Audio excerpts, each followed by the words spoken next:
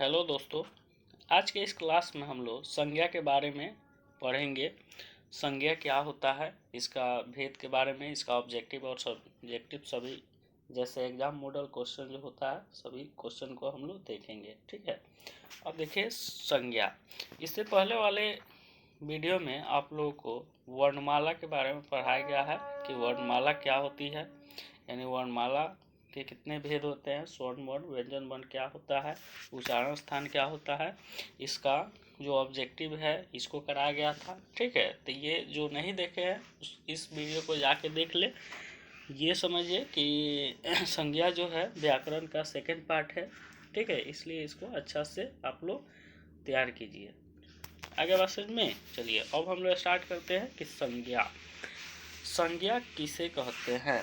तो संज्ञा का मतलब होता है नाम। संज्ञा का मतलब क्या होता है? नाम। कोई भी चीज़ का नाम हम लोग रखते हैं, किसी भी वस्तु का नाम रखते हैं। कोई भी मान लीजिए कि वस्तु का नाम होता ही है, संसार में जो भी वस्तु है सबका कोई ना कोई नाम है। तो हम लोग समझिए कि किसी भी वस्तु का नाम अगर हम लोग लेते हैं, ठीक है, अगर नाम यहाँ पे आ जाए, ठीक है, तो नाम को हम लोग क्या बोलेंगे? संज्ञा बोलेंगे। तो वहीं कहता है कि संज्ञा किसी व्यक्ति, वस्तु, स्थान या नाम, यानी किसी व्यक्ति, वस्तु, स्थान के नाम को हम लोग क्या कहते हैं? संज्ञा बोलते हैं। ठीक है, तो संज्ञा किसे कहते हैं? किसी भी नाम को हम लोग क्या कहते हैं? संज्ञा। संसार के मान लीजिए कि कोई भी वस्तु होता है, यानी संसार के प्रत्येक वस्तु का कोई ना कोई नाम होता है, ये सभी क्या है? संज्ञा है। आगे बात समझ में, यानी संसार में कोई भी ऐसी वस्तु है उसका सबका कोई ना कोई नाम होता है। ठीक है, जैसे मान लीजिए पानी है, तो पानी एक नाम ही न है। ये भी क्या है? पानी क्या है? ये जो हम लोग पीते हैं वो पानी है। ठीक है, तो एक नाम है, तो इसको हम लोग क्या बोलेंगे? संज्ञा बोलेंगे। ठीक है, संज्ञा के कितने भेद होते हैं? संज्ञा के 5 भेद होते हैं। 5 प्रकार के संज्ञा होता है, ये ध्यान में रहना चाहिए। संज्ञा का कितना भेद होता है? 5 प्रकार के संज्ञा होते हैं। संज्ञा का कितना भेद? 5। ठीक है, अब देखिए पहला जो है, पहला जो क्या कहता है कि पहला जो संज्ञा के प्रकार है वो क्या है? व्यक्तिवाचक संज्ञा। पहला प्रकार क्या है? व्यक्तिवाचक संज्ञा। तो व्यक्तिवाचक संज्ञा का मतलब क्या होता है कि कोई भी खास व्यक्ति का नाम को हम लोग क्या कहते हैं? व्यक्तिवाचक संज्ञा बोलते हैं। किसी भी खास नाम, जैसे राम, गांधी जी, गंगा नदी, ठीक है, नरेंद्र मोदी, राहुल गांधी, तो ये सब क्या है? खास नाम नहीं है। भारत, अमेरिका, रूस, नेपाल, कोई भी देश है, ठीक है, उसका नाम जो हम लोग लेते हैं वो सब खास व्यक्ति का नाम है। विवेकानंद, ये सब क्या है? वो खास व्यक्ति का नाम हम लोग रखते हैं। तो कोई भी खास व्यक्ति, स्थान या किसी का, यानी जो सब कोई जिसको जानता होगा उसको हम लोग क्या कह देंगे? व्यक्तिवाचक संज्ञा। जैसे यहाँ पे आपको दिखाया गया है। उसके बाद है जातिवाचक संज्ञा। जातिवाचक संज्ञा का मतलब होता है कि किसी जाति का बोध कराने वाला जो नाम होता है उसको हम लोग क्या कहते हैं? जातिवाचक संज्ञा। कोई भी, जैसे गाय, गाय से मतलब सभी गाय, और उसमें जर्सी हो, चाहे देसी गाय हो, चाहे कोनो गाय हो, तो उससे गाय हम लोग बोल दिए तो उसका मतलब क्या है? सभी गाय हो गई। घोड़ा, तो उस जितना प्रकार के घोड़ा है सभी घोड़ा हो गया। इंसान, आदमी, ठीक है, तो आदमी में मान लीजिए जो भी मान लीजिए आदमी है, सभी आदमी का बात हो रहा है यहाँ पे। तो जाति का जो बोध कराता है उसको हम लोग कौन सा संज्ञा कहते हैं? जातिवाचक संज्ञा। ठीक है, उसके बाद हम लोग आते हैं 3 नंबर है द्रववाचक संज्ञा। द्रववाचक संज्ञा क्या होता है? तो द्रववाचक संज्ञा का मतलब होता है कि जिसको हम लोग नापा या तौला जा सके परंतु जिसको गिना नहीं जा सके, या कीमती वस्तु को हम लोग क्या बोलते हैं? द्रववाचक संज्ञा। जैसे सोना हो गया, इसको हम लोग तौल सकते हैं। चांदी हो गया, इसको हम लोग तौल सकते हैं। चावल हो गया, इसको भी हम लोग तौल सकते हैं। चीनी हो गया, इसको भी हम लोग तौल सकते हैं। पानी हो गया, इसको भी हम लोग नाप सकते हैं। ठीक है। तेल हो गया, इसको भी हम लोग क्या कर सकते हैं, नापा जा सकता है, लेकिन इस सबको गिना थोड़े जा सकता है जी। ठीक है, तो इसको हम लोग कहेंगे द्रव्यवाचक संज्ञा। कोई भी ऐसा पदार्थ, ठीक है, जिसको नापा या तौला जा सके परंतु गिना नहीं जा सकता है, उसको हम लोग क्या बोलते हैं, द्रव्यवाचक संज्ञा। ठीक है। उसके बाद समूहवाचक संज्ञा। ठीक है, समूहवाचक संज्ञा। समूहवाचक संज्ञा का मतलब होता है जो किसी समूह का बोध कराए।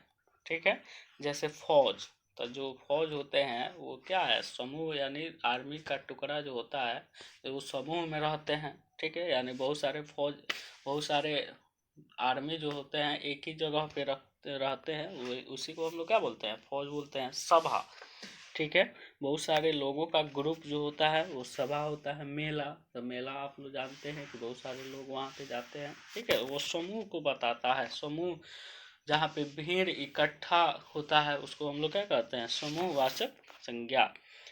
उसके बाद है भाववाचक संज्ञा। भाववाचक संज्ञा का मतलब होता है जिससे हमको फीलिंग का बोध होता है, यानी जिसको हम लोग फील कर सकते हैं। जैसे ऊंचाई, तो ऊंचाई क्या हम लोग फील कर सकते हैं।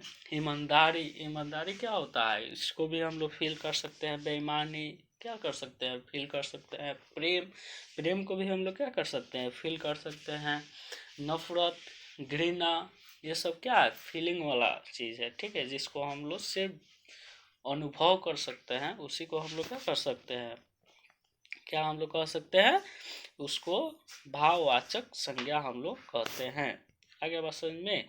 तो ये संज्ञा आपको हो गया, संज्ञा किसी नाम, कोई भी नाम हो, किसी भी वस्तु का नाम हो, उसको हम लोग कहते हैं संज्ञा। संज्ञा के 5 भेद होते हैं, व्यक्तिवाचक संज्ञा, जातिवाचक संज्ञा, द्रव्यवाचक संज्ञा, समूहवाचक संज्ञा, भाववाचक संज्ञा। अब इसका ऑब्जेक्टिव समझ लेते हैं लोग कि इसका ऑब्जेक्टिव कैसे हम लोग को पूछेगा। देखिए यहाँ पे पहला ऑब्जेक्टिव है कि गंगा पवित्र है। ठीक है, गंगा पवित्र है। इस वाक्य में गंगा, ठीक है, गंगा कौन सी संज्ञा है, तो गंगा, तो आपको गंगा अभी बताए हैं कि ये क्या है, एक खास नाम है। गंगा नदी जो है ये क्या है, खास नाम है। तो इसलिए हम लोग क्या कह देंगे कि गंगा जो है ये नाम कौन सी संज्ञा है, ये व्यक्तिवाचक संज्ञा है। ठीक है, तो यहाँ पे आपको व्यक्तिवाचक पे टिक मार देना है। उसके बाद है निम्नलिखित शब्दों में कौन सा शब्द भाववाचक संज्ञा है, तो भाव यानी हम लोग फील कर सकते हैं जिसको, उसको हम लोग कहते हैं भाववाचक संज्ञा। जैसे मान लीजिए गरीबी, ठीक है, गरीबी, अमीरी, प्रेम, नफरत, ये सब क्या है, भाववाचक संज्ञा है, इसको हम लोग फील कर सकते हैं। ईमानदारी, बेईमानी, ये सब भाववाचक संज्ञा है। उसके बाद कहता है जो शब्द संज्ञा की विशेषता बताता है उसे क्या कहते हैं, तो विशेषण कहते हैं। जो शब्द संज्ञा का विशेषता बताता है उसको हम लोग क्या कहते हैं, विशेषण कहते हैं। ठीक है। उसके बाद देखिए जातिवाचक संज्ञा का एक उदाहरण नहीं है, जातिवाचक संज्ञा का उदाहरण नहीं है। यहाँ पे पूछा है जातिवाचक संज्ञा का उदाहरण इसमें से कौन नहीं है, तो ऑप्शन आपको 4 गो देगा, इसमें से 3 गो सही देगा और 1 गो गलत देगा।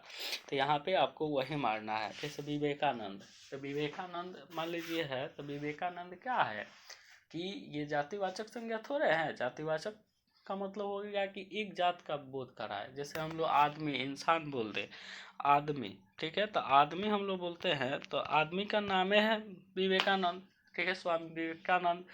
तो ये हम लोग का क्या है, जातिवाचक संज्ञा नहीं है, ये क्या है, व्यक्तिवाचक संज्ञा है, एक खास व्यक्ति है विवेकानंद।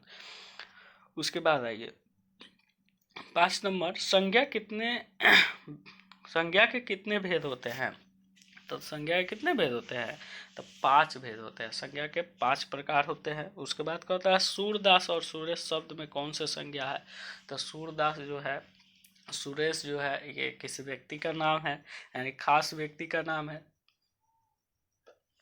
तो इसको हम लोग क्या बोलेंगे, व्यक्तिवाचक संज्ञा। आगे बात समझ में, सूरदास जो है, सुरेश जो है व्यक्तिवाचक संज्ञा है। 7 नंबर देखिए राष्ट्रीयता शब्द में कौन सी संज्ञा है, तो राष्ट्रीयता शब्द में कौन सी संज्ञा है, राष्ट्रीयता का मतलब होता है कि अपने राष्ट्र या अपने देश से प्रेम करना। ठीक है, राष्ट्रीयता शब्द कहलाता है। तो ये प्रेम यानी देश प्रेम जो होता है वो क्या है, एक भावे न है। उस हम लोग भाव मान लो एक भाव होता है कि हाँ हम देश से प्यार करते हैं, हम भारत से प्यार करते हैं, तो इसलिए ये भाववाचक संज्ञा है। ये फीलिंग को उत्पन्न कर रहा है, तो इसलिए ये भाववाचक संज्ञा है।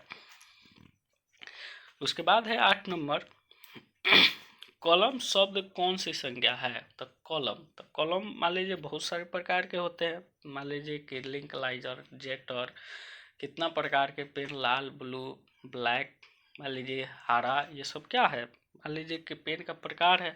लेकिन सिर्फ हम लोग बोल दें कलम, तो कलम क्या है, कलम कई प्रकार के होता है, लेकिन कलम शब्द क्या है, जाति, एक पूरे कलम का जाति का बोध करा रहा है। ठीक है, तो ये हो गया कलम। उसके बाद है द्रववाचक संज्ञा का उदाहरण है। तो द्रववाचक तेल हो जाएगा, इसमें नो डाउट है। तूफान शब्द कौन सी संज्ञा है। तो तूफान भी कई प्रकार के तूफान आते हैं। ठीक है, तो ये हो गया तूफान शब्द जातिवाचक संज्ञा हो जाएगा। ठीक है, उसके बाद क्या होता है बुढ़ापा। क्या है, बुढ़ापा। तो बुढ़ापा कौन सी संज्ञा है। तो बुढ़ापा जो है भाववाचक संज्ञा है। आप लोग को अभी बताए हैं, जो हम लोग सिर्फ महसूस कर सकते हैं, जिसको हम लोग फील कर सकते हैं, उसी को हम लोग क्या कहते हैं, भाववाचक संज्ञा कहते हैं। ठीक है, तो ये हो गया भाववाचक संज्ञा बुढ़ापा। ठीक है, इसके बाद है इन्हीं जयचंदों के कारण देश पराधीन हुआ। इस वाक्य में जयचंदों की कौन सी संज्ञा है। जयचंद, अब देखिए जयचंद जो था वो जयचंद मान लीजिए कि एक मान लीजिए कि क्या बोला जाता है कि मंत्री था, और वो समझिए कि इधर का बात उधर करता था, उससे एक उनका राजा जो थे वो पराजय हो गए। यानी इसको हम लोग चुगलीखोर हम लोग कहते हैं। ठीक है, तो जो चुगलीखोर जो होते हैं उन लोगों के चलते का देश क्या हो जाता है, पराधीन हो जाता है। ठीक है, यानी इसका यानी अंदर का बात बाहर यानी दूसरे देश को बताना।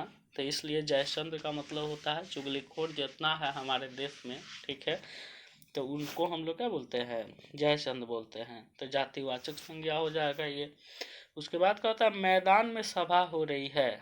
यहाँ सभा कौन सी संज्ञा है। तब मैदान में सभा हो रही है। ठीक है, तो सभा अभी आप लोगों को बताया गया है कि सभा जो है वो समूहवाचक संज्ञा को बोध कराता है। सभा यानी कुछ लोग वहाँ पे आके मान लीजिए कुछ मीटिंग वीटिंग कर रहे होंगे। ठीक है, तो ये समूहवाचक संज्ञा है।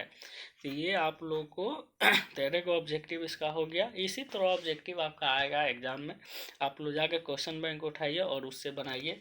ठीक है, अब आप लोगों से बनना यानी व्याकरण का जो पार्ट होगा वो बनना स्टार्ट हो जाएगा। ठीक है, जो वर्णमाला का वीडियो नहीं देखे हैं वो जाके देख लेंगे। आज संज्ञा हम लोग पढ़ लिए, संज्ञा को पूरा तरह से हम लोग पढ़ लिए। संज्ञा बस इतना ही हम लोग को जान लेना है, उससे ज़्यादा जानना जरूरी नहीं है।